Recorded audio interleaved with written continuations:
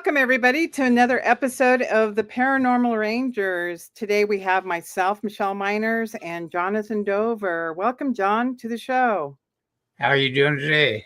I'm doing well. We're always, it's really interesting, John, that every time we get on this show, we have some kind of technical difficulties because we're talking about things on this channel that we're always saying is the black van down the corner.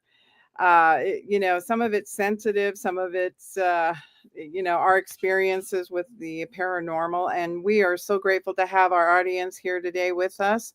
And once again, we're waiting for a guest. Now he's having some technical difficulties, but he'll come on when he is ready to come on. What about you, John? What's been happening? Well, we've got a storm brewing outside. Mm-hmm. I'm in northern Arizona, so I've just been hearing peals of thunder outside the house. So I don't know if the power will go out or not. Oh dear. We'll find out. I'm on a fringe area for communications here, Yeah. and Yeah. and if the power goes out, the whole Wi-Fi system will go out too. Oh So wow. So I'll be ready for the hopefully that doesn't happen. yeah. Uh, Well, I'll be ready for a shutdown. There's many things I can talk about, but it's it's really interesting because I think our guest who's coming on today, who is a repeated guest that we love having on the show. He is in the same area as you are, so he might be experiencing similar things, technically speaking. And so, again, the reason why Stan's not here today, he's taking a little time off to spend time in Oklahoma City or the Oklahoma area with his family. And we have received a couple of photos. Can you share with him what he shared with us, John? yeah, he was sitting on a Harley Davidson motorcycle, and I've mentioned to him that now you can be a tribal council delegate, as most of the council delegates all drive Harley Davidsons. So it was kind of an inside joke. He just laughed about it. Yeah. So our guest is trying to get on in our backstage, he says, but I'm not seeing any. He's not back there in the moment. John, could you send him over a link in his email? I'll try. I know Give this me a crazy. minute. He's sending an image. Oh, okay. He's on. He's just trying to. Okay, John is sending the link. So give us a minute, audience. Thank you for being so patient. It's been really an interesting week for all of us. The time and the world is conversing around us, and I have had the opportunity to speak with the gentleman this last week and a half, and I can't name this gentleman, but it's really interesting some of the things we investigate as members of the Paranormal Rangers. And one of the things is he submitted some very interesting experience photos of his encounters with the extraterrestrial beings that show up on his camera. And because he has never had these experiences before, he is wondering why this is happening in his life. And I'm sure some of you have had experiences in the extraterrestrial way, whether it's showing up in your cameras. We have a lot of live cams. We even take things with our cell phone cameras that afterwards that show up. So this individual, is inquiring the why. So today we want to talk about part 2 of the sacred places where the paranormal world can manifest. So this is one way we can manifest this through our technology, cameras, and so on and so forth. And would love to hear from our audience if anybody out there has had any experiences with that, capturing something that they want explained. Your thoughts, John? Well, as you know, sometimes cameras can and can't see certain things. I've done investigations where people have seen orbs or UFOs and to photograph them with their cell phones or video them, and nothing would show up in the viewfinder. And Mhm. he actually recorded stuff that basically looked like a blank screen, um, just dark at night with no object showing. And and yet we have people that get uh, what do they call those electronic voice recordings, Yes. EVP, and they're able to pick up things on recording devices that we cannot perceive. And there's voices there, and they're actually saying stuff and actually interacting with the people that are asking questions. So there's a lot that goes on uh, that we just don't understand. Mhm. We just don't have the technology or the learning yet to understand how a lot of that works. So from what I understand, there are a lot of investigations that go on up in the Uinta Basin utilizing science. You've been on those episodes with your favorite show up there. Yeah, I'm not going to mention here, but there is a scientific study of this stuff going on, and myself and Dr. Sagala have made specifications of it's a sacred area. We have studied that area as well, up near the Book Cliffs, up in the Uinta Basin Mountains. So it's really interesting. Again, we have our guest coming on. Hey, Art, how's it going? Did you make it on? I made it on. Yay. Yay. We really enjoy having you on the show from time to time. It helps us understand the medicine way of our extraterrestrial world that we all live in. So today's show is Sacred Places Where the Paranormal World Can Manifest, Part 2. Now, John and I spoke last week, and it was like almost the tip of the sword. We couldn't get enough information out there with some of the experiences we've had, and we'd like to have you comment on that particular title. I kind of missed what you said a while ago. It was still Oh, Cachane. it was Okay. yeah, Yeah, we're talking about sacred places where the paranormal world can manifest. correct. yeah, So there are certain areas in the country, on the nation, where it seems like paranormal things happen more often than other places. And some of these places are considered sacred sites. Some of them have seen tons of violence, and and there are ghost sightings there, and other weird things that happen. So that's kind of what we're talking about. Areas like Sedona, Stonehenge, the pyramids at Giza, stuff like that.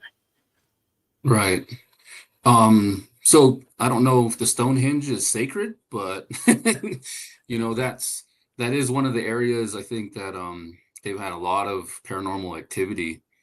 But from where I'm at, when I think about sacred sites, I think about areas that medicine men travel to, like on some of our sacred mountains, Mm-hmm. some of the areas where we collect natural spring water. Those are sacred areas that we consider, something of value to us spiritually, and I think that the way that we understand it as Native Americans, for whatever reason, we've been going there for generations, for years and years upon years. So, however they found these places and however these locations were come upon, it's just kind of been common knowledge where it's been passed down from generation to generation.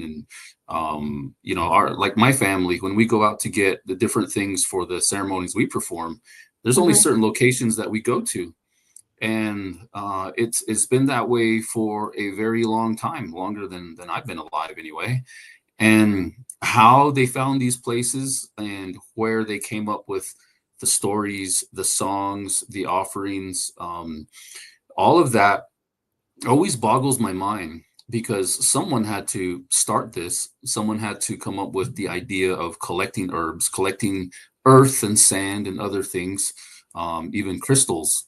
And when you go out to do these things, there's certain areas that you can go to that you, and those are the places that are very sacred to us. And we don't really share that information, and it's not widely known. So as Native Americans, how did we come up with all of that? It's always going to be my question. And I think about that a lot, because the history that we have and some of the things that we got going on here, in the reality that we live in now, or the time that we live in now, is very different than those time periods where it seemed we were living a very, very traditional life. And not so much now, but in those days it was valued, and it was understood and respected, in a different way. And I think now, with the internet and the ability to talk around the world, with the click of a finger or the click of a button, it changed everything for us. And that information is no longer, it will never stay secluded or where it originated from. And now that information has the ability to expand and go around the world instantaneously, at that point, we tell our own story now. As I've been saying all these months, we have the ability to tell our story the way we want and however we want. But in the interest of sacred sites, there are a few I think I can mention that everyone goes to. Like our 4 sacred mountains, those are sacred sites.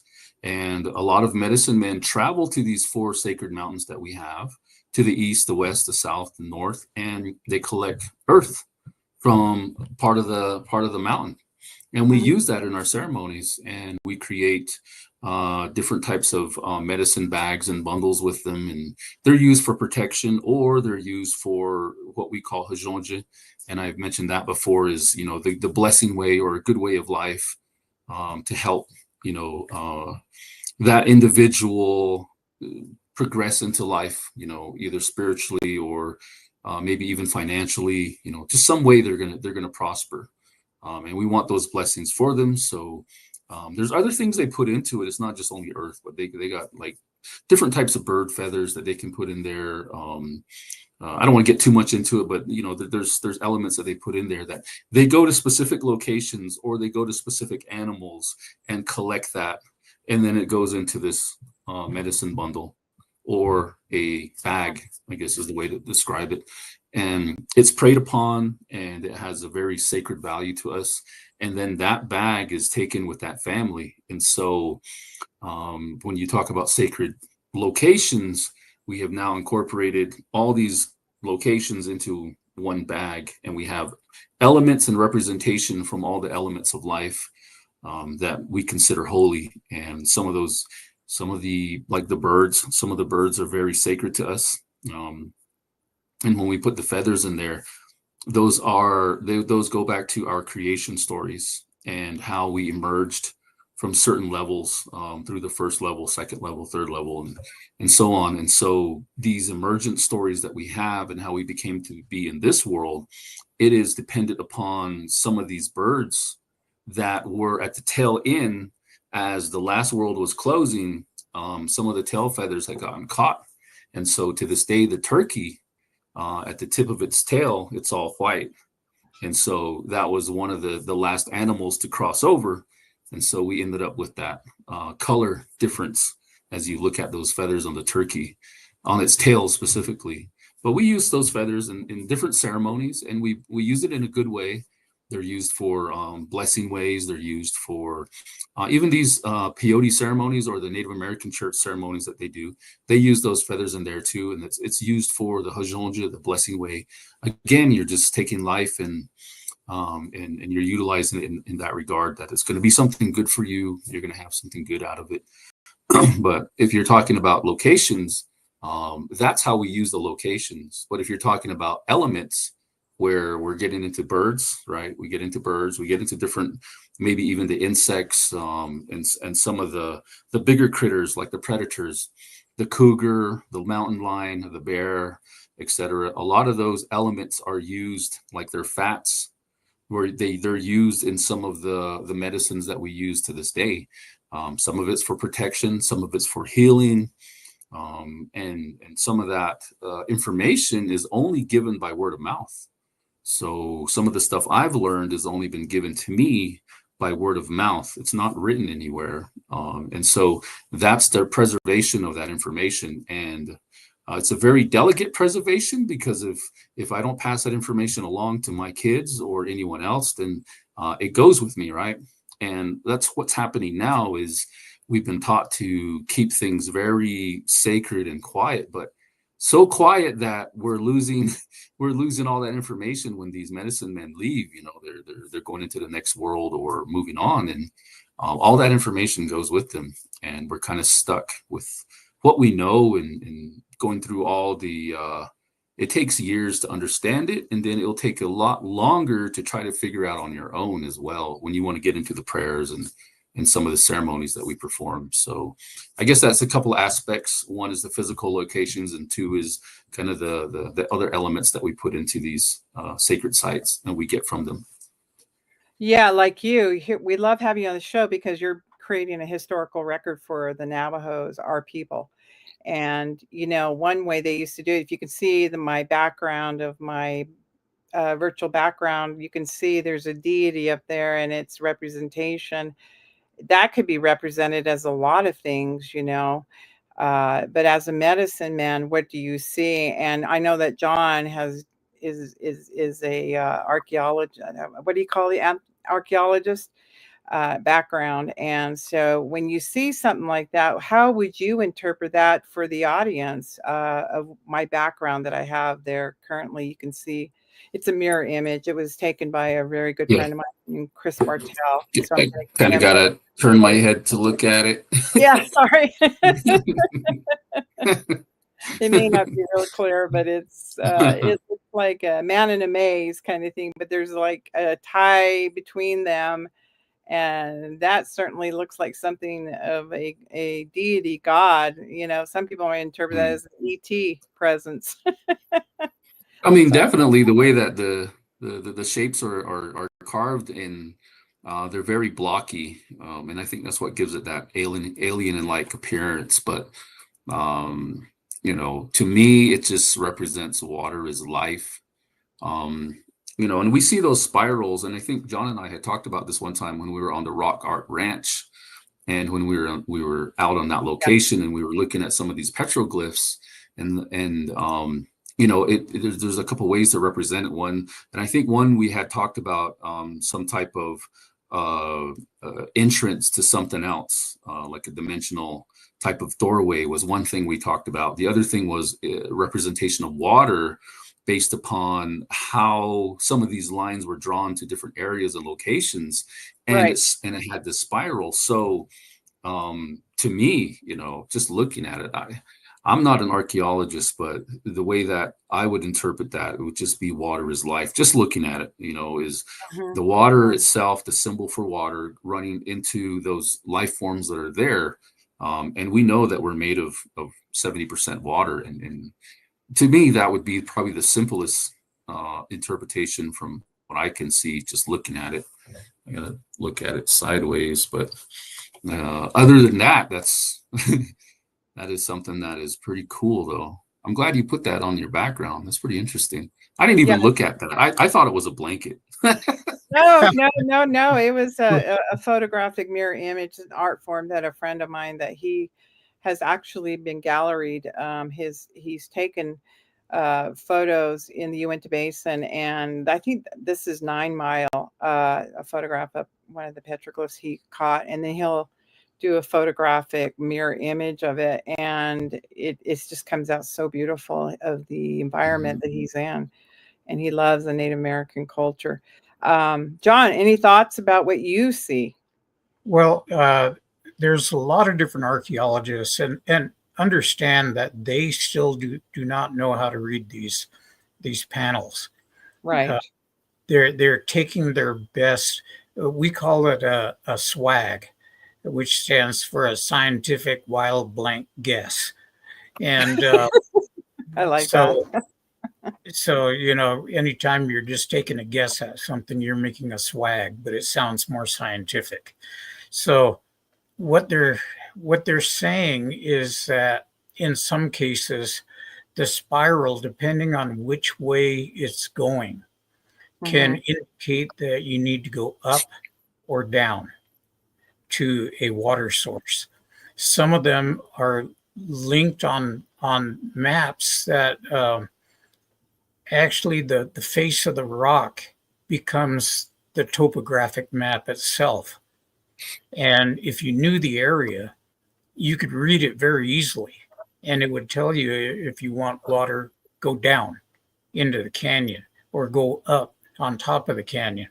Um, there are many tribes that use a spiral as a sign of migration, that they are in the process or have went through that area as part of a migration to a different area. And there'll be associated clan symbols that are on the rocks, indicating which clan went through there.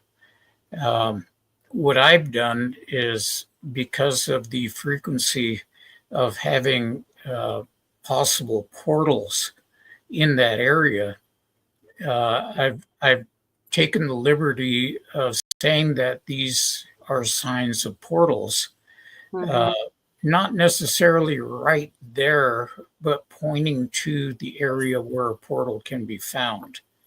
And it hasn't been too far off the mark.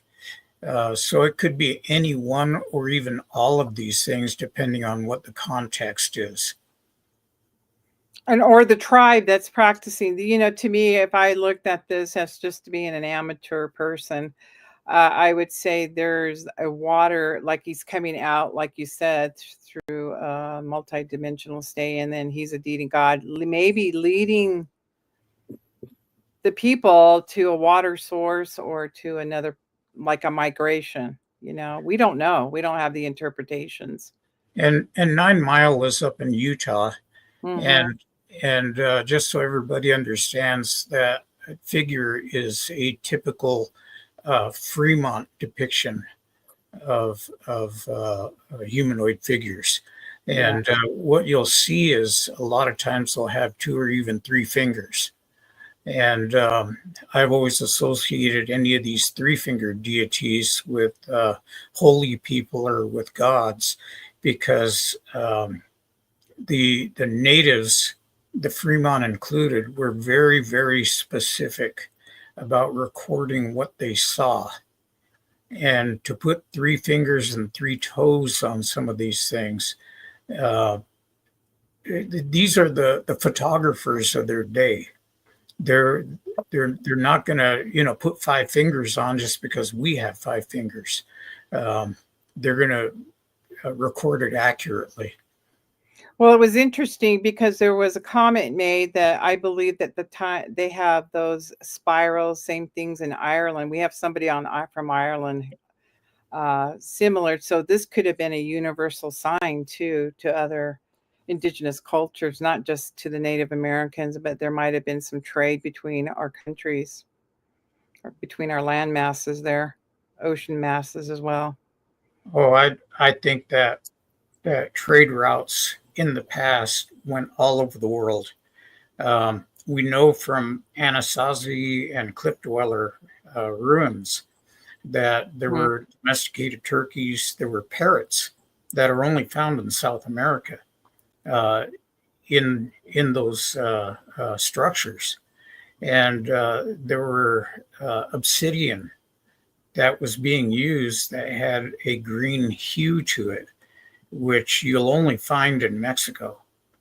So these things were being traded along with shells. And so there had to have been trade routes going all over the place. But, our modern science, we like to think of natives as the Unga Bunga bush beaters, that they were savages. They didn't have any language. They were dumb cavemen types that just went ugh, ugh, ugh, and ran around in the bushes in no clothes. And they're finding out now. They've even got a site in Turkey that'll predate Göbekli Tepe, and they said 50,000 years ago. And yet, man, in North America, they're saying man didn't appear until 15,000 years ago. And John, yet, they're even saying now the San Clemente were there 130,000 years ago. right. So Yeah. I think very slowly a lot of that knowledge is being eroded by facts. Yeah. And Yep. and I think they're going to have to rewrite a lot of the history books and the curriculums. Well, it's like Art said, we're losing the ability to give those oral histories. And I am so grateful that Art has studied the medicine, because we still need to hand that down. And I hope Art's sharing that with his family, if his children are willing to learn this. Like you said, it's a lifetime of learning. You don't learn everything. Right. That's exactly correct. And I think that in the interest of just, being a Native American and understanding, it's not complex the way we understand life, but it is very spiritual. And when you start talking about Mother Earth, and you start talking about, Father Sky, or, Grandpa Sun, and all these different terminologies that different tribes use, they all have different names for these very visual deities that we see every single day. And when I say deities, I mean, we look at it as Mother Earth as a god. She's one of the gods. We look at the sun as a father figure, or a grandfather figure, as a god. Even the sky, and even the darkness. We get out into the darkness at night. The universe as it is, the stars and the constellations, and then even the blackness, the darkness beyond the darkness. They all have different types of meaning and understanding. And the sacred sites that we have, the years and maybe a few centuries ago, before they were educated, they would go to the highest mountain peaks, and that's how they felt like they were communicating with the deities. Get closer to them. And this is why we go and get the sand from the top of the mountains, because, well, that's the closest to God. We have stories about eagles that can fly on the 7 layers of wind. And when the eagle flies, it goes through different layers of wind. It can exist on the utmost outer part of where a human being cannot exist, when it goes up in altitude. And when it reaches that level, it just, I don't know how it's able to do it, but it doesn't freeze, and it doesn't need a lot of oxygen.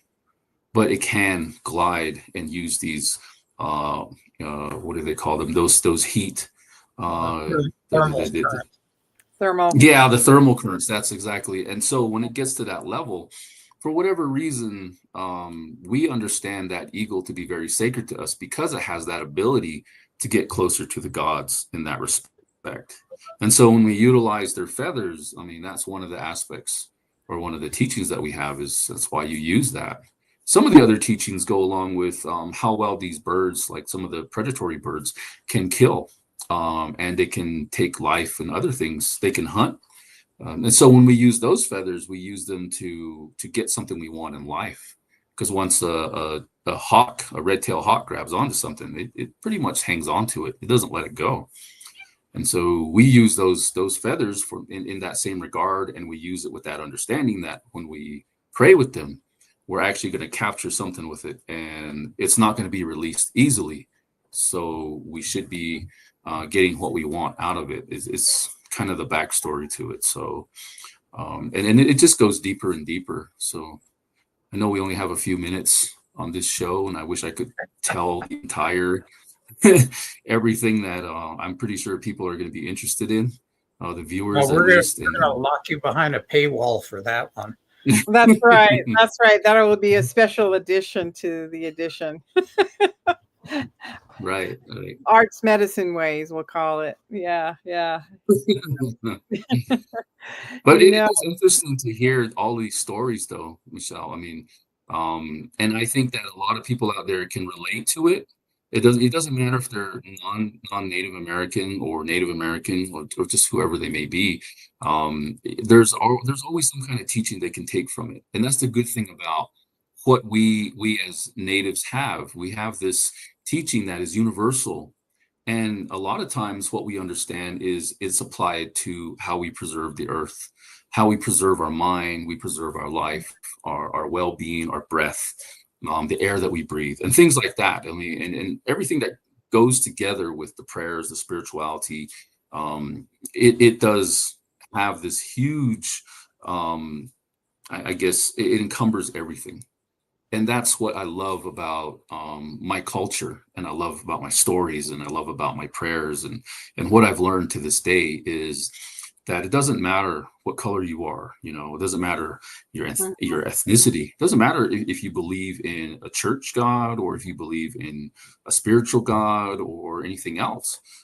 It relates to everybody. And when they start to feel this and they start to understand it and they come around and they sit in the ceremonies with us, they actually can feel it and they want more. They come back and they come back and they come back. And we kind of just adopt these individuals and say, well, if you're really willing to learn and to understand how to live with all of nature and life, then you're more than welcome to sit here with us. And that's been my experience to this day. I sat with a friend today at lunchtime, and it was really interesting. I had taken this individual up to the Uinta Basin. We were on Blind Frog Ranch, and he recounted he's Bulgarian, and he says, "Do you remember the experience we had together?" And I said, "Yeah, you had a vision with me together."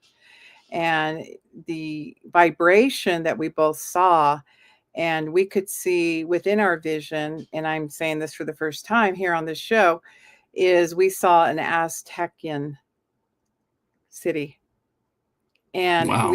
we saw it as it was laced in gold, and we both saw it together.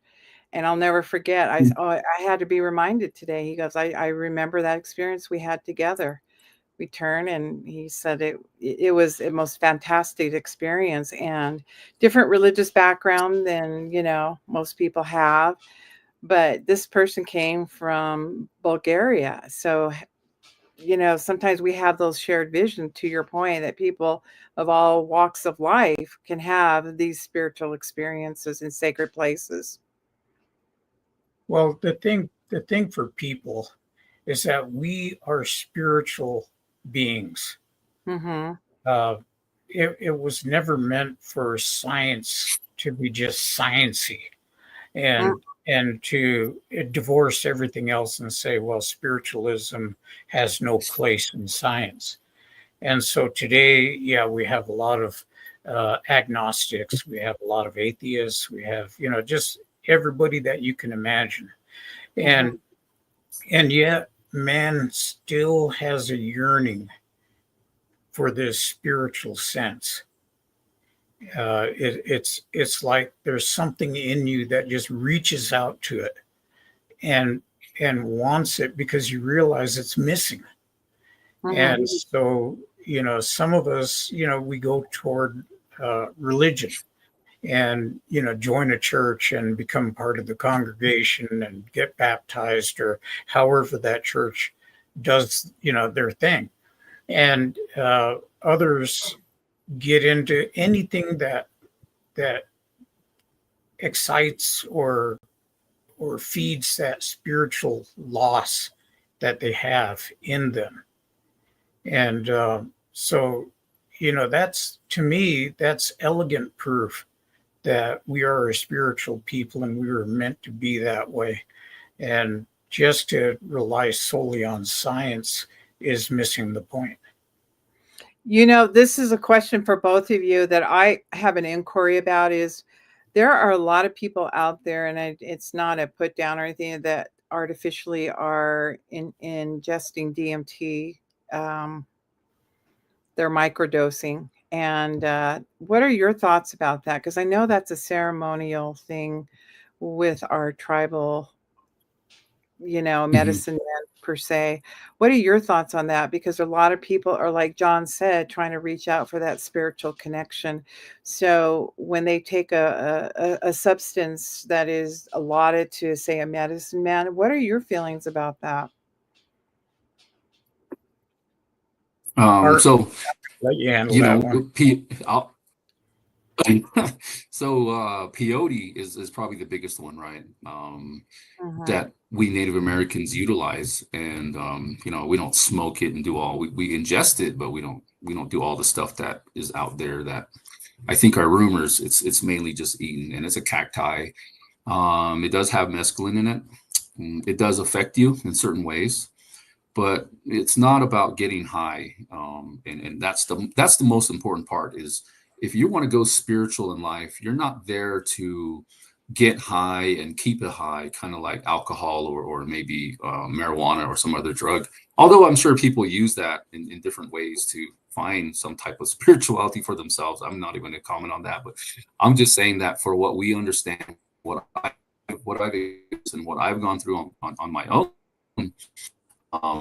I've taken peyote to the point where I've seen a different world, and when that happened to me, the whole entire the plane changed. I was no longer in the area that I was at, and I ended up in a place that was completely purple. And I don't want to say purple haze, but it was completely purple, and that experience really scared me because I was not prepared to go that far with it.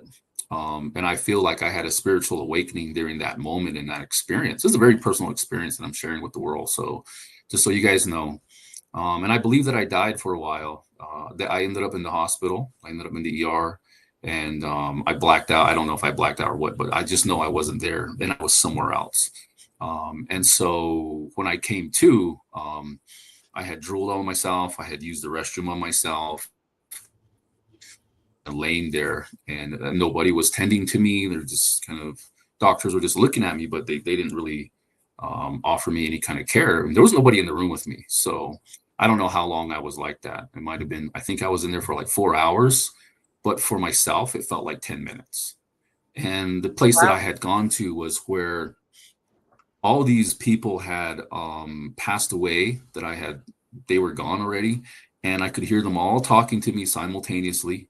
I could hear people chanting and hitting a drum, other things in the background, but all simultaneously. I had maybe 100 voices in my head, but I could understand every single one of them, and they were giving me knowledge that I couldn't, that this body couldn't understand and comprehend. That only in the spiritual realm, only outside of this body, where there is no there's nothing there to hold me back, right? And everything was not like how we ingest information here Mhm. visually. I have to hear it, I got to taste it, smell it. In that spiritual world, it was all about feeling, right? It was all about feeling and emotion. And so in that area, I could sense everything, I could understand everything simultaneously. And so when I came to, my whole life experience and my understanding of the spirit world had changed, and even my prayers have changed, even my stories have changed because of it. And it's affected me so much that I don't even know how to explain this without getting emotional. Is that if anyone's listening, we're not alone.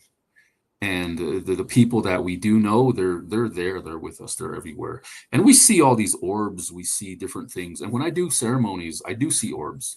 I do have different types of entities, or whatever they may be called, ghosts, spirits. They do come out, and I do see them, I do witness them. I see these things personally, and I have a lot of experience with that now. And now I understand it just a little bit better. So I don't know if it was the creator or someone that was giving me that information to understand my prayer better, to understand my spirituality better, to convey this information to those that will listen. And some will probably paint me crazy. I mean, like, well, we're not going to listen to him. He's kind of out there. But from my No. experience, 100%, I think that if someone is willing to listen and to learn from me, I'm willing to teach. I'm willing to help you understand that you have a broader you're not just here for nothing, is what I'm trying to say. You're here for something. You're born for something. You have a destiny. And there are people that come across me every single day that I'm telling them some of these stories, and it changes life. And they come back later and they say, "Thank you for expressing that," or "Thank you for just knowing what you needed to say to me, just understanding my emotion," because I am an empath and I do have some type of telepathic ability to know things that most people wouldn't know. And I just help people. I don't charge them. I don't go out of my way and say, "I need this from you now." I just tell them, this is what's wrong with your life. This is where you need to fix it, whether you want to listen to me or not. Life is speaking to you, but it's speaking to you in terms that you can understand, which has to be a five-fingered being. It has to be that, because there's no other way to convey that information to you unless you die and you go across to the other world, and maybe that's conveyed to you then. But a lot of people won't take it serious anyway. There's just a lot of people that wouldn't understand the gravity of that experience, and how you should understand it, how you should take it, and then how you should let it define you as an individual, as a human being, a product of this universe. And the energy, as we talk about, it altered it. And I do believe that my brain had changed, in the way that it was thinking before. And so the way I consider things, my logic now, and the way I understand life now is it's very unique. I'll just say it like that. It's very unique. And thank you for letting me express all that. And I hope that everybody out there will get something out of my story, and just trust me when I say that there's more to this than just, than who you think you are. There's more to that. There's more to each and every single one of us. A lot more to the spirituality side. And we're not even tapping into it as much as we should. We're not even tapping into it. Not even close.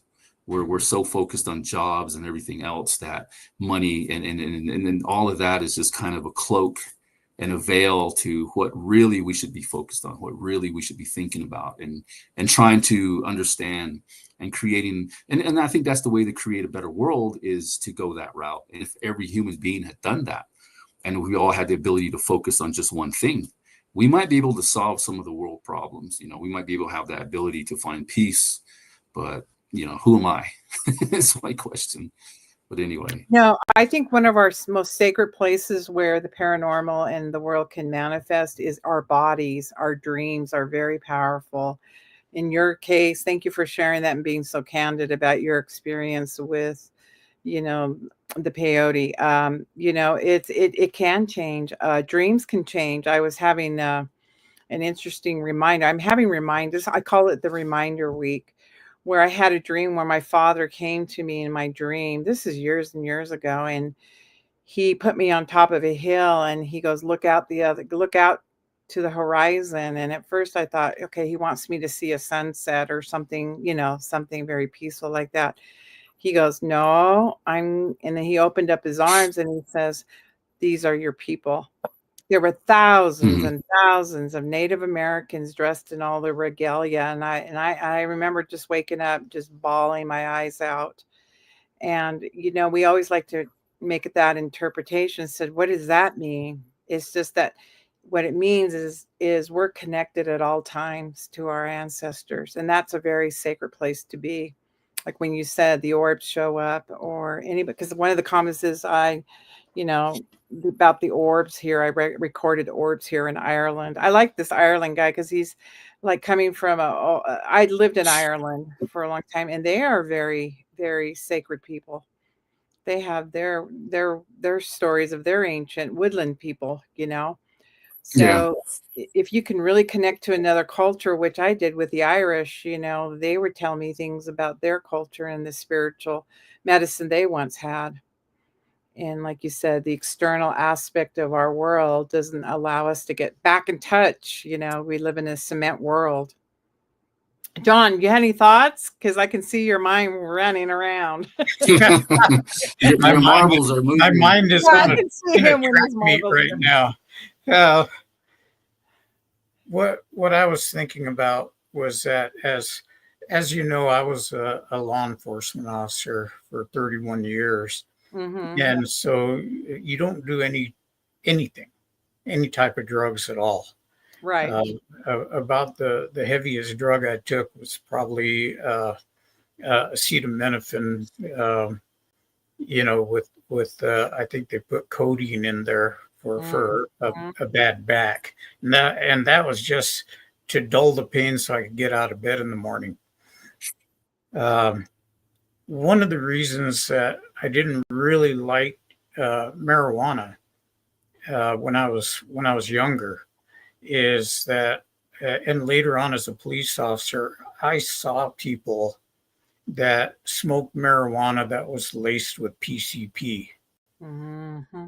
And you have not lived until you've seen somebody on PCP, throwing police officers around like rag dolls, and superhuman strength, and and you had to deal with it, and I was able to because I did my homework and found out that there are certain techniques that you can use, but there's no FDA there to say what you're getting is actually pure marijuana.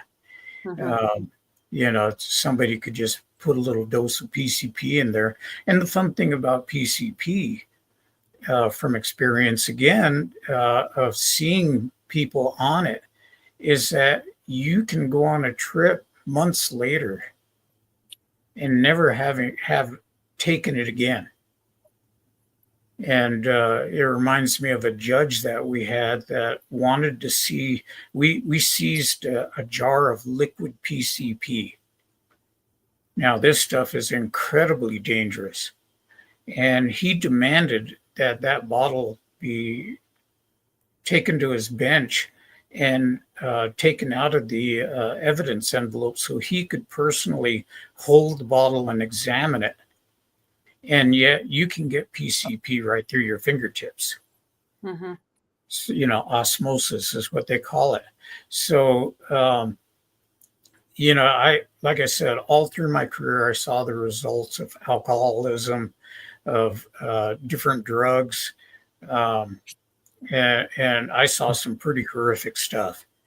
So to this day, I might have a beer or two or a glass of wine, but that's about the extent. And those are also drugs, believe it or not. And we like to think, Mhm. well, the English, they started drinking, and they were really good about it. Oh, ta ta, have a drink, and yet you read historical accounts of a vat of whiskey that broke, Mm-hmm. and the streets were flooded with alcohol, and people were laying in the gutter drinking as much as they could, and many of them died. And yet, people tell me, oh well, everybody else knows how to drink, they social drink, and not true. People are people are people, no matter where you go in the world. They're very similar, Mm-hmm. and they have the same tendencies to overindulge. And so, my beer usually stops at 2, and that's enough. Um, because I've seen mean drunks all the time, and I've had to throw them in jail numerous times. I've got a pair of handcuffs that are so worn out now. I just hang them up as a display, um, unless she gives me a safe word. So, Enough but, tonight. Time yeah, up. Yeah. I'm just kidding. If you haven't known me this well by now, I love to joke. But on the subject of being spiritual, I've had a lifetime of learning in martial arts, uh, and many different styles, from Kodokan Judo, Shido-Ryu Okinawa Shotokan, uh, Kaji Kembo. Um, so all my life was spent in martial arts, and there is a spiritual sense there too. Um, Later on, I actually attended the Indian Bible Institute in Flagstaff for 3 years and studied theology. So yeah, there's definitely a spiritual sense there. But I started having dreams. I had visions in my dreams. Some of them were incredibly profound. And I'd walk into these conferences, and people would put their arms up and go, your aura is blinding. Uh, it's pure white, and it's still white after all these years. I just learned how to look at it myself, and I've had people react to my aura from inside a house before, while I was still parking my vehicle. So they said that they could sense the aura all the way inside the house. I found out I had gifts in healing and working on people in a medical field, and keeping some of them alive long enough to survive the accident or stabbing or whatever that they were involved in. And even today, there's still a deep spiritual sense that permeates my life.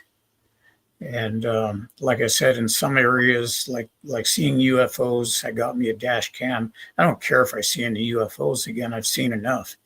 But orbs. Next one is contact. Keep going. Yeah.